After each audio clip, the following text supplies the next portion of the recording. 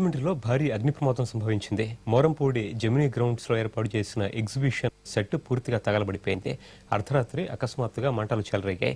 అంతా furniture setting కావడంతో క్షణాల్లోనే మంటలు సెట్టింగ్ మొత్తం వ్యాపించాయి. సిబ్బంది సమాచారంతో ఘటనా స్థలానికి చేరుకున్న ఫైర్ సిబ్బంది మంటలు అదుపు చేశారు. అప్పటికే దాదాపు 30 లక్షల రూపాయల ఆస్తి నష్టం సంభవించింది. సందర్శకుల్ని ఆకట్టుకునేలా ఉన్న తాజ్ మహల్ సెట్టింగ్ పూర్తిగా దగ్ధమైపోయింది. పార్లమెంటు సమావేశాలు ప్రారంభమయ్యాయి. లైవ్ చూద్దాం. 40% अधिसूचित और 59% अनअधिसूचित है। यह संख्या कितनी सही है बताना मुश्किल हो जाता है। तो मैं मलिन बस्तियों में रहन सहन की हालत ठीक नहीं है। मलिन बस्तियों में लोगों की बहुत भीड़, सफाई एवं स्वास्थ्य सुविधाएं की कमी है। कच्चे निर्माण, समुचित शिक्षा एवं पर्याप्त पेयजल न होना जैसे बुनियादी समस्याएं हैं। तो जुलाई 14 तक केंद्रीय आवास एवं शहरी गरीब उपशमन मंत्रालय द्वारा JNNURM के तहत 14,42,000 रिहायशी इकाइयों को निर्मित किया जाना था, जिसकी कुल लागत 37,000 करोड़ के आसपास थी और जिसमें केंद्र का योगदान 20,000 करोड़ था। वही राजीव आवास योजना के अंतर्गत 1,20,000 घरों को निर्मित करने के लिए 6,472 करोड़ रुपया का परियोजना थी, जिसमें केंद्र का अंश 3,500 करोड़ रुपया था। इस योजना के अंतर्गत कुल 166 परियोजनाएं अनुमोदित तो हुई, फिर भी लोग का जीवन स्तर गुणात्मक सुधार नहीं हो पाया।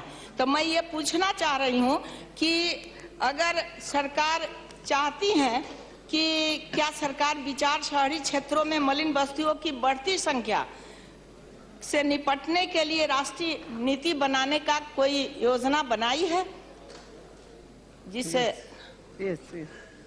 अध्यक्ष जी, देश में तो माननीय सदस्य ने पूछा 2011 का सेंसस के आधार पर 13.75 मिलियन लोग स्लम्स में रह रहे। 2001 में वो 10.2 मिलियन था और बढ़ के 13.75 हो गया। इसमें अलग अलग कैटेगरीज है, 3 category. Slums which are notified by the state government under various laws, 4.97 million households are in notified slums. Recognized slums which are not notified but recognized as slums by state government, 3.79 million households. Identified slums which are neither notified nor registered but are identified as slums during the census are 4.99 million households. This 38% of the slum households are in 46 million plus cities. बड़ा-बड़ा शहरों में ये बस्तियां है। को ये marine बस्ती के संदर्भ में भी वो शब्द का कुछ लोगों ने आपत्ति व्यक्त किया, इसलिए मैं इसको गरीब बस्ती ऐसा गरीब लोग का बस्ती ऐसा कहता हूँ। वो विवाद में मैं नहीं पढ़ना चाहता हूँ और इसलिए ये स्लम्स में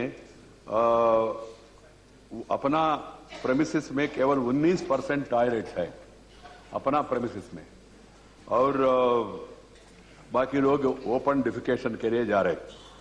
दूसरा, ये स्लम इलाका में ड्रेनेज वो केवल 37% है, common drainage, not individual drainage. और तीसरा, 57% of the households have drinking water premises, उस premises में है, घर पे नहीं premises में है। 90.5% households have electricity, बिजली तो है आज। Famous school like Doon are just closed to have the precaution from the complication of swine flu, influenza 1, H1N1.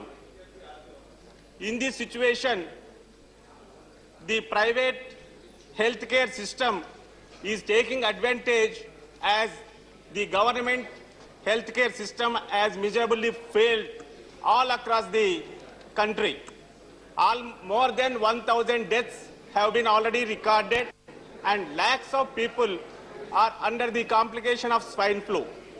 In this situation, there are news across several institutions that some vaccine has been developed, but there are also contradictions that vaccine is not at all required if the Indian medicinal system including the Ayurveda and homeopathy and Unani, if we properly make use of, there will not be much necessity of this vaccine.